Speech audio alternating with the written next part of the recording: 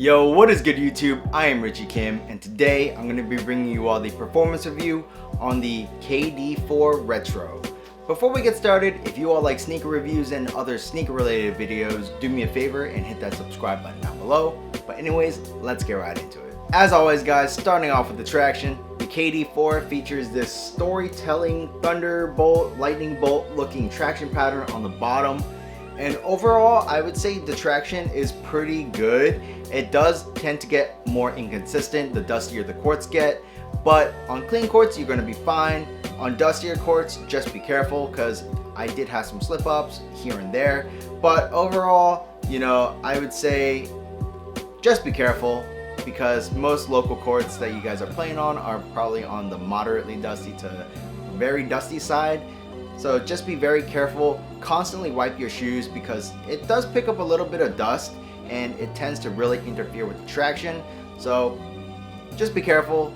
Traction overall I'd say is pretty decent. Definitely nothing special.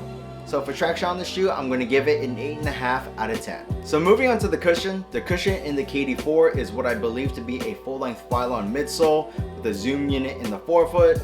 And personally, I think the Phylon on this shoe is actually pretty nice. It's much softer than Phylons, let's say like on the Kyrie models. So it feels pretty good, gives a decent amount of impact protection. I mean, that's not its like main priority. You do get a lot of responsiveness and court feel out of the shoe, which is its priority. And also the zoom unit in the forefoot, you can actually feel it. I think it's top loaded zoom. The zoom unit is not as bouncy as other zoom units, so it's actually a really good blend of court feel, responsiveness, and impact protection. And I really like how the zoom unit in this shoe feels. Overall, I'd say cushion in the shoe is pretty good, especially for my play style. It fits me perfectly, so I'm gonna give the cushion a 9 out of 10. Moving on to the materials, the KD4 does feature a pretty much full fuse upper combined with some mesh. So in the high wear areas, you're going to get this fuse overlay. So in the toe and around the back of the shoe, around basically the whole entire shoe except these like mid panels where it's just mesh with little bits of fuse here and there.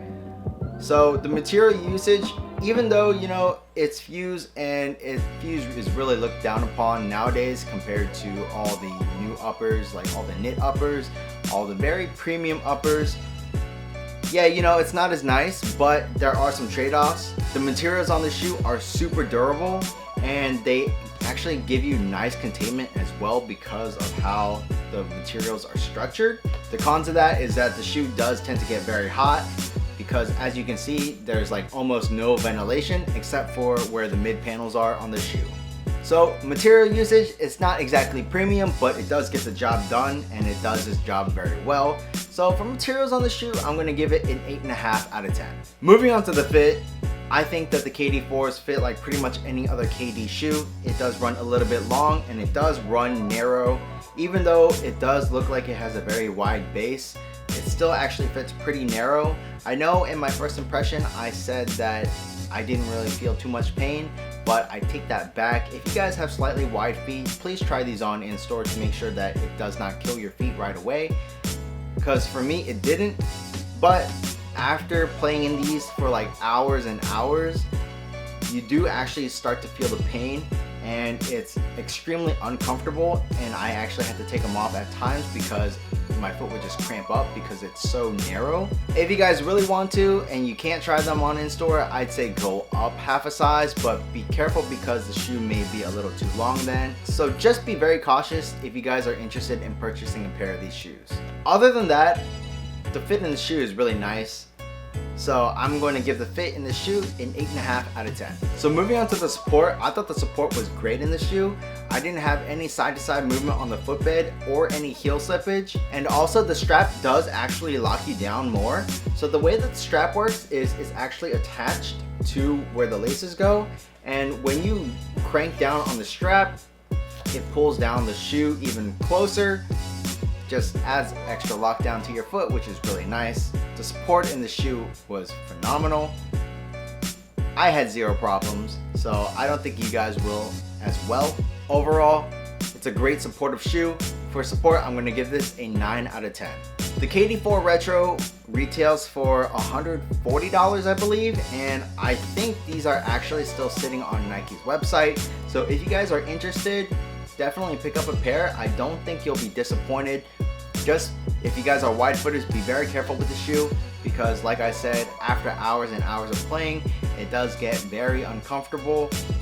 You're gonna feel that pinching pain in the side of your forefoot, and it's really annoying. Just be careful. Other than that, I really did think this was a pretty good performer on court. I do wish the traction was just a little bit more consistent on the dustier courts, but you know, it is what it is, and that's just how like traction patterns are nowadays, even though this is a retro and it came out a long time ago. But you know, what can we do?